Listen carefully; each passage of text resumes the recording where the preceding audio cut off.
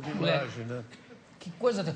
Vê se vocês acham aí uma imagem do John Wayne numa fotografia que é uma fotografia de campanha anti-fumo. Ele já quase que cadavérico. Morreu de câncer. Morreu de câncer. Mas aí eu acho que soma-se ao cigarro o tal negócio de um filme que eles estavam fazendo no deserto, numa área próxima aonde tinham feito testes, os primeiros testes com a bomba atômica. Então parece que todo mundo que trabalhou nesse filme morreu de câncer. E todos Era fumavam, ali em Los Alamos. Bom, somam as duas coisas. Mas aí o seguinte... Então, mas eu acabei não dizendo porque que eu parei de fumar. Como é que você parou? Eu parei de fumar depois que eu compreendi todo o processo que leva a pessoa a fumar, continuar fumando e se iludindo. Eu acho que o cigarro é o maior engodo da história da humanidade. Num certo momento, quando eu já estava com 57 anos, depois de passar por aquela fase que todos passam, de racionalização, de dizer que eu poderia parar a hora que quisesse, de dizer que eu fumava porque o cigarro me dava prazer, um monte de balelas que eu descobri que não eram verdadeiras. Mas houve um fato que foi primordial. Foi quando eu percebi que, na verdade, eu era escravo. E eu sempre preservei muito a liberdade. Eu acho que a liberdade é o bem maior que qualquer ser humano pode ter. O fumante, enquanto ele está escravizado pelo cigarro, ele não é livre. Ele pode inventar 1000 histórias para justificar. Ele pode fazer falácias dizendo que ele fuma por A, B ou C. Mas, na verdade, ele é um escravo do cigarro, ele é escravo da nicotina. Ele fuma exclusivamente para aplacar o mal-estar causado pela abstinência de nicotina. Essa é a razão que leva as pessoas a fumarem e persistirem fumando. Quando eu percebi isso, eu falei, eu posso ser tudo, eu posso ser muitas coisas. Escravo, não. E foi quando eu tomei a decisão. Do mesmo jeito que eu tomei uma decisão de começar a fumar, eu tomei uma outra decisão de parar de fumar. E isso me deu um campo para satisfazer as necessidades reais que tinham sido substituídas pelo hábito de fumar, pela realidade. Você chegou a fumar quantos? 3, 4 maços por dia. Eu acendia um no outro. E sempre acreditando que eu não era viciado, que eu poderia parar a hora que quisesse. Até que eu percebi que não era verdade. E quais foram os efeitos causados pelo cigarro que começaram também a atrapalhar a sua vida? Tosse? Tosse... falta de ar? Chiado no peito, falta de ar, que até hoje eu tenho sequela. Você já parou há 16 anos? Há 16 anos. Tive um infarto. O Ademerzinho fuma também não, né? Não. Você teve um infarto já por causa... Também por causa do cigarro. 6 anos depois que eu tinha parado de fumar, ainda em razão do cigarro.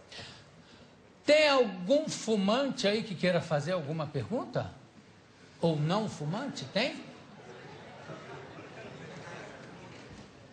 Fala, querido, pode falar. Lá no fundo tem um. Pode fazer. Eu queria saber qual é a primeira atitude que alguém que deseja parar de fumar deve tomar.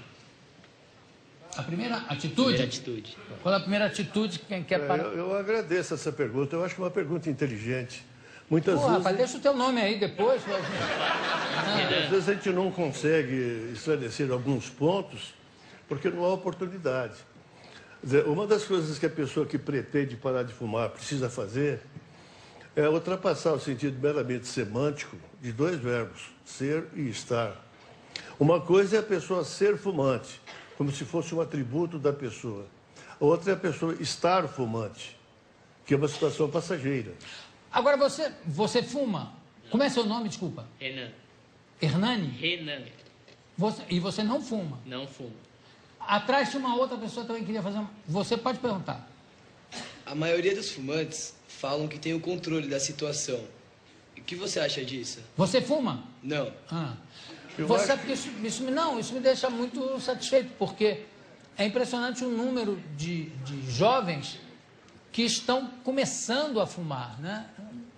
Mas, desculpa, pergunta de novo. Eu acho que essa é uma... Eu ouvi bem a pergunta. Ele perguntou se as pessoas que fumam, que dizem que têm controle da situação, estão falando a verdade.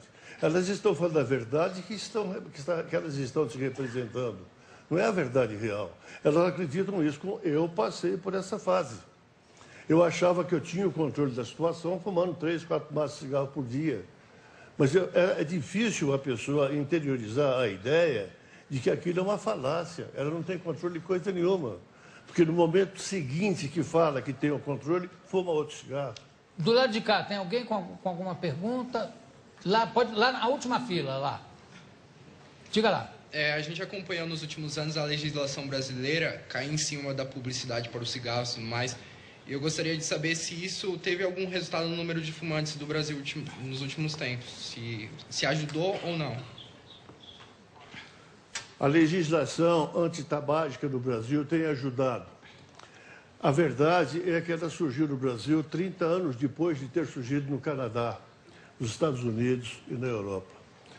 Mas é suasória e não definitiva.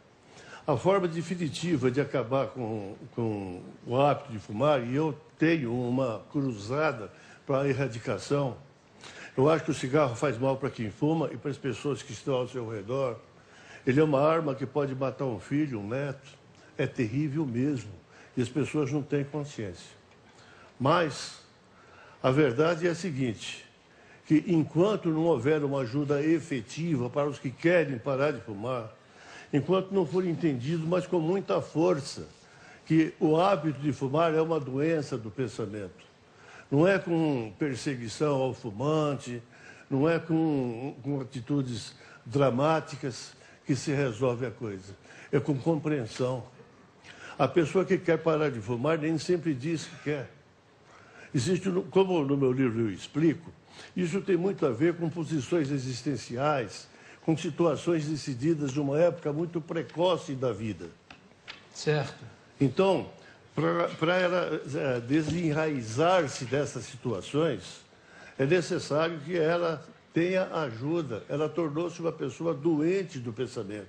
Ela pensa como fumante. Então, é necessário que os órgãos municipais, estaduais, federais, ofereçam meios de ajuda aos que querem fumar. Jô, eu queria fazer um pequeno apreço. Eu estou convencido, não tenho nem... Estou convencido que mais de 30 milhões de pessoas querem parar de fumar. Alguns dizem ostensivamente, eu quero parar de fumar porque está me fazendo mal. Eu quero parar de fumar porque minha família está pedindo que eu faça isso. Eu quero parar de fumar por A, B, C, D, até Z. Outros não dizem isso. Porque como eles têm um roteiro de vida precocemente decidido, eles não vão dizer, têm medo de dizer, que vão parar de fumar e não conseguir e confirmar um roteiro perdedor. Tá certo. Então é preciso que seja ajudado, você que quer parar de fumar. Muito bem. Eu conversei com o Ademir Ramos da Silva, que está lançando aqui o Cigarro e a Magia. Pare de Fumar, editora Confraria Caminho. E quero agradecer também as fotos que a gente mostrou aqui das campanhas de cigarro. Vai ter uma exposição, propagandas de cigarro, como a indústria do fumo enganou as pessoas, que vai estar em Brasília de 31 de maio a 11 de junho. Muito obrigado. Obrigado, Ademir. Obrigado a vocês. Daqui a pouco a gente volta.